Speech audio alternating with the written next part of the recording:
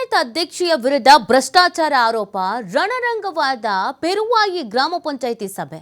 ಬಂಟ್ವಾಳ ತಾಲೂಕಿನ ಪೆರುವಾಯಿ ಗ್ರಾಮ ಪಂಚಾಯಿತಿ ಅಧ್ಯಕ್ಷೆ ನಫೀಸಾ ರಾಜೀನಾಮೆಗೆ ಗ್ರಾಮಸ್ಥರ ಪಟ್ಟು. ತೀವ್ರ ವಾಗ್ವಾದವಾದ ಹಿನ್ನೆಲೆ ಗ್ರಾಮ ಸಭೆ ಮೊಟಕು. ಗ್ರಾಮ ಪಂಚಾಯಿತಿ ಅಧ್ಯಕ್ಷರ ವಿರುದ್ಧ 9 ಲಕ್ಷ ಅವ್ಯವಹಾರ ಆರೋಪ. ಗ್ರಾಮಸ್ಥ ಯತೀಶ್ ಪೆರುವಾಯಿ ನೀಡಿದ ದೂರಿನ ಮೇರೆಗೆ ತನಿಖೆ. ತಾಲೂಕು ಪಂಚಾಯತ್ ಮಟ್ಟದ ತನಿಖೆಯಲ್ಲಿ ಅವ್ಯವಹಾರ ದೃಢಪಟ್ಟಿರುವಂಥದ್ದು. ನಫೀಸಾ ಅಂಡ್ ಪಿಡಿಒ ಅಶೋಕ್ ಗೆಂಜಿ ವಿರುದ್ಧ ಇದೀಗ ಗಂಭೀರವಾದಂಥ ಆರೋಪ ಮಾಡಲಾಗಿತ್ತಲ್ಲ, ಆ ಆರೋಪ ಸಾಬೀತಾಗಿದೆ. ಗ್ರಾಮಸ್ಥರು ಇದಕ್ಕೆ ಸಂಬಂಧಪಟ್ಟಂತೆ ಆಕ್ರೋಶವನ್ನ ವ್ಯಕ್ತಪಡಿಸ್ತಾ ಇರೋದು ಅವ್ಯವಹಾರ ಆಗಿದೆ ಅಂತ.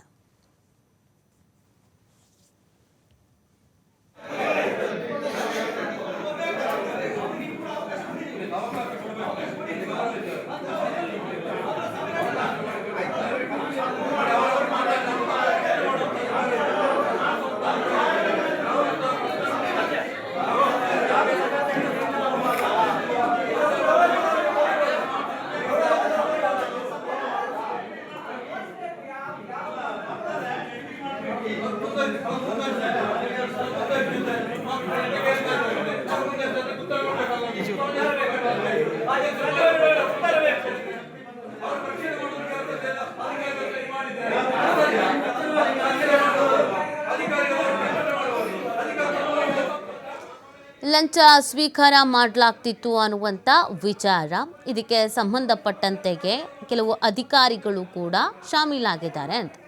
ಯಾವುದೋ 30 ಕೊಳವೆಬಾವಿ ಫಲಾನುಭವಿಗಳಿಂದ 10,000 ಬೇಡಿಕೆಯನ್ನು ಇಟ್ಟಿದ್ರು ಅನ್ನುವಂಥ ಆರೋಪವನ್ನು ಗ್ರಾಮಸ್ಥರು ಮಾಡಿರುವಂಥದ್ದು. ಸೊ ಇದೇ ನಿಟ್ಟಿನಲ್ಲಿ ಇದೀಗ ಆಕ್ರೋಶವನ್ನು ವ್ಯಕ್ತಪಡಿಸ್ತಾ ಇದ್ದಾರೆ. ತನಿಖೆ ಆಗಬೇಕು, ಶಿಕ್ಷೆ ಆಗಬೇಕು ಇಂಥವರಿಗೆ. ಜನರಿಗೆ ಅಂತ ಬಂದಿರುವಂಥ ಯೋಜನೆಗಳಲ್ಲೂ ಕೂಡ ದುಡ್ಡು ಹೊಡೆಯೋ ಕೆಲಸ ಮಾಡ್ತಾರೆ, ದುಡ್ಡು ತಿನ್ನೋ ಕೆಲಸ ಮಾಡ್ತಾರೆ ಅಂತಂದರೆ ಇವ್ರನ್ನ ಸುಮ್ಮನೆ ಬಿಡಬಾರ್ದು ಅನ್ನುವಂಥದ್ದನ್ನು ಹೇಳ್ತಾ ಇದ್ದಾರೆ. ಗ್ರಾಮ ಪಂಚಾಯತಿ ಅಧ್ಯಕ್ಷೆ ನಫೀಸಾ ರಾಜೀನಾಮೆಗೆ ಗ್ರಾಮಸ್ಥರು ಇದೀಗ ಪಟ್ಟು ಹಿಡಿದು ಕೂತಿರೋದು. ಲಂಚ ಸ್ವೀಕಾರ ಆರೋಪ, ಗ್ರಾಮ ಪಂಚಾಯತಿ ಅಧ್ಯಕ್ಷೆಗೆ ಲೋಕಾಯುಕ್ತ ಟ್ರ್ಯಾಪ್. 30 ಕೊಳವೆಬಾವಿ ಫಲಾನುಭವಿಗಳಿಂದ ತಲಾ 10,000 ಬೇಡಿಕೆ. ಹಣ ಸ್ವೀಕರಿಸುವಾಗ ಲೋಕಾಯುಕ್ತರ ಬಲೆಗೆ ಸಿಕ್ಕಿ ಬಿದ್ದಿದ್ದ ಆರೋಪ. 14 ದಿನಗಳ ಜೈಲು ಶಿಕ್ಷೆ ಅನುಭವಿಸಿರುವಂತಹ ಗ್ರಾಮ ಪಂಚಾಯತಿ ಅಧ್ಯಕ್ಷೆ ಮತ್ತೆ ಅಧ್ಯಕ್ಷೆಯಾಗಿ ಅಧಿಕಾರದಲ್ಲಿ ಮುಂದುವರೆದಿರೋದಕ್ಕೆ ಇದೀಗ ವಿರೋಧ ವ್ಯಕ್ತವಾಗ್ತಾ ಇರೋದು. ಜಿಲ್ಲಾ ಪಂಚಾಯತಿ ಸಿಇಒಗೆ ದೂರು ಸಲ್ಲಿಸಿ ಕಠಿಣ ಕ್ರಮವನ್ನ ತೆಗೆದುಕೊಳ್ಳಲೇಬೇಕು ಅಂತ ಆಗ್ರಹಿಸ್ತಾ ಇದ್ದಾರೆ. ಸೊ ಜೈಲಿಗೂ ಹೋಗಿ ಬಂದಿದ್ದಾಗಿದೆ, ಶಿಕ್ಷೆಯನ್ನ ಅನುಭವಿಸಿದ್ದಾಗಿದೆ. ಸೊ ಈ ಥರದೊಂದು ಆರೋಪ, ಹಗರಣದಲ್ಲಿ ಭಾಗಿಯಾಗಿ ಜೈಲಿಗೆ ಹೋಗಿ ಬಂದವರು ಮತ್ತೆ ಮುಂದುವರಿಬಾರ್ದು ಅನ್ನೋದನ್ನು ಗ್ರಾಮಸ್ಥರು ಹೇಳ್ತಾ ಇರೋದು. ಬೇರೆಯವ್ರಿಗೆ ಅವಕಾಶ ಕೊಡೋಣ, ಇಂಥ ಲಂಚಬಾಕರಿಗೆ ಯಾಕೆ ಅವಕಾಶ ಕೊಡಬೇಕು ಅನ್ನೋದನ್ನು ಅವ್ರು ಹೇಳ್ತಾ ಇದ್ದಾರೆ. ಸೊ ಗ್ರಾಮ ಪಂಚಾಯತಿ ಅಧ್ಯಕ್ಷರಿಗೆ ಲೋಕಾಯುಕ್ತ ಟ್ರ್ಯಾಪ್ ಮಾಡಿ ಲಂಚ ಸ್ವೀಕಾರ ಮಾಡ್ತಾ ಇದ್ದಂಥ ಸಂದರ್ಭದಲ್ಲಿ ತಗಲಾಕೊಂಡಿದ್ದು ಆಗಿದೆ, ಎಲ್ಲನೂ ಆಗಿದೆ. ಮತ್ತು ಅವರನ್ನೇ ಮುಂದುವರಿಸೋದು ಎಷ್ಟು ಮಟ್ಟಲ್ಲಿ ಸರಿ ಅನ್ನೋದನ್ನು ಗ್ರಾಮಸ್ಥರು ಕೇಳ್ತಾ ಇದ್ದಾರೆ. ಈ ಬಗ್ಗೆ ಮಾಹಿತಿಯನ್ನು ನೀಡ್ತಾರೆ ನಮ್ಮ ಪ್ರತಿನಿಧಿ ಆದಿತ್ಯ. ಪ್ರಕರಣಕ್ಕೆ ಸಂಬಂಧಪಟ್ಟಂತೆ ಗ್ರಾಮಸ್ಥರು ಯಾವ ರೀತಿಯಾಗಿ ಆಕ್ರೋಶ ಹೊರಗಾಗ್ತಾ ಇದ್ದಾರೆ ಅಂತ? ನಿಧಿ, ಈ ದಕ್ಷಿಣ ಕನ್ನಡ ಜಿಲ್ಲೆ ಅಥವಾ ಯಾವುದೇ ಗ್ರಾಮ ಸಭೆಗಳು ನಡೆಯುವ ಸಂದರ್ಭದಲ್ಲಿ ಒಂದಿಷ್ಟು ವಾದ, ಆರೋಪ ಪ್ರತ್ಯಾರೋಪಗಳು ಆಗುವಂಥದ್ದು ಸಾಮಾನ್ಯ.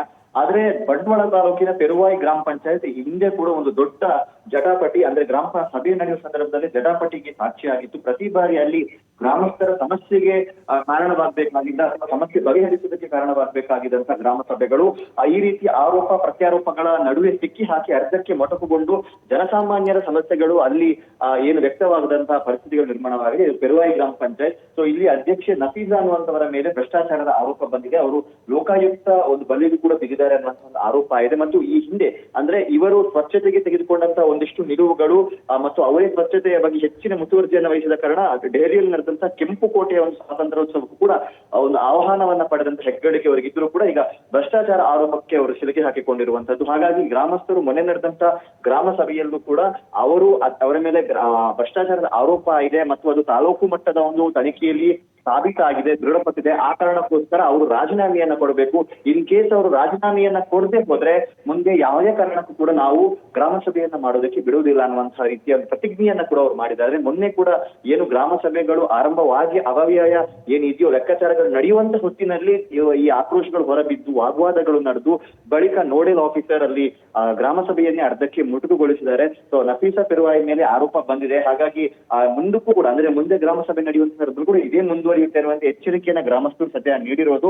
ಹಾಗಾಗಿ ನಫೀಸಾ ಪೆರುವಾಯಿ ಅವರು ರಾಜೀನಾಮೆ ನೀಡಬೇಕು ಅನ್ನೋ ಆಗ್ರಹ ಕೇಳಿ ಬಂದಿದೆ. ಬಟ್ ಅವರು ರಾಜೀನಾಮೆಯನ್ನ ನೀಡ್ತಾರೆ ಇರುವಂತದ್ದು ಈಗ ಪ್ರಶ್ನೆ. ಆರೋಪ ಮುಕ್ತರಾಗಿ ಮತ್ತೆ ಅವರು ಅಧಿಕಾರವನ್ನ ಮುಂದುವರಿಸಬಹುದು, ಆದ್ರೆ ಈವರೆಗೂ ಕೂಡ ಅವರು ರಾಜೀನಾಮೆ ನೀಡಿಲ್ಲ. ಇದರಿಂದಾಗಿ ಸಾಮಾನ್ಯ ಜನರ ಸಮಸ್ಯೆಗಳು ಅಥವಾ ಅವರ ಬೇಡಿಕೆಗಳು ಏನು ಒಂದು ಗ್ರಾಮ ಸಭೆಯಲ್ಲಿ ವ್ಯಕ್ತವಾಗಬೇಕಾಗಿತ್ತು, ಆ ಅವಕಾಶದಿಂದ ಈಗ ಸದ್ಯ ಆ ಭಾಗದ ಗ್ರಾಮಸ್ಥರು ವಂಚಿತರಾಗಿದ್ದಾರೆ.